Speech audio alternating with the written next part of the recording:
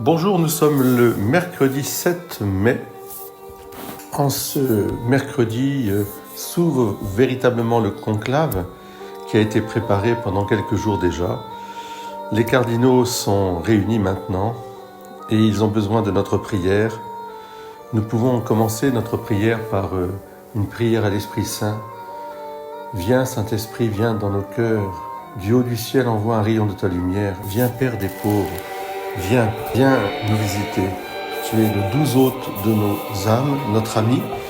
Tu es aussi celui qui anime l'Église et la maintient dans la droiture de sa mission d'être le sacrement du Christ, la présence du Christ ici-bas. Et le pape lui-même est le serviteur du serviteur, on pourrait dire. Il est celui qui se met à la suite de Jésus, le Christ sauveur.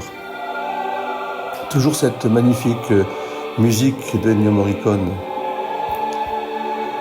Alors si les évêques sont les successeurs des apôtres, comme nous le montre l'évangile de Matthieu par exemple, et tellement d'autres évangiles, Jésus a donné ce nom d'apôtre qui signifie envoyé. Et après sa résurrection, il s'est manifesté au groupe des apôtres. Il leur a communiqué l'Esprit Saint et leur a confié la mission d'être ensemble les témoins de sa résurrection. Et c'est précisément cet ensemble qui est, je dirais, la mission particulière du pape. C'est de confirmer ses frères dans l'unité d'une seule foi, un seul baptême, un seul Père de notre Seigneur Jésus-Christ.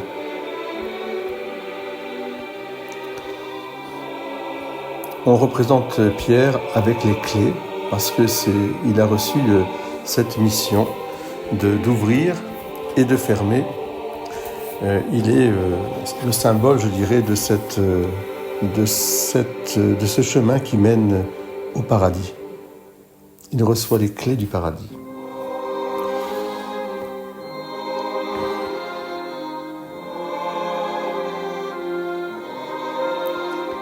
Et toi, quand tu seras revenu, dit Jésus à Pierre, tu confirmeras tes frères dans la foi.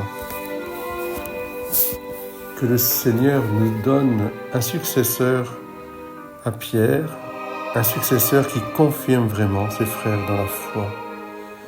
C'est-à-dire dans la configuration au Christ Jésus, l'unique médiateur, l'unique sauveur, Jésus-Christ qui s'est fait proche de tous les petits et qui les a libérés avec force, douleur, compassion, miséricorde et résurrection du diable, du mal et du péché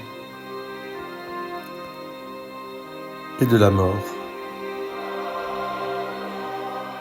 Le Christ est vivant, alléluia.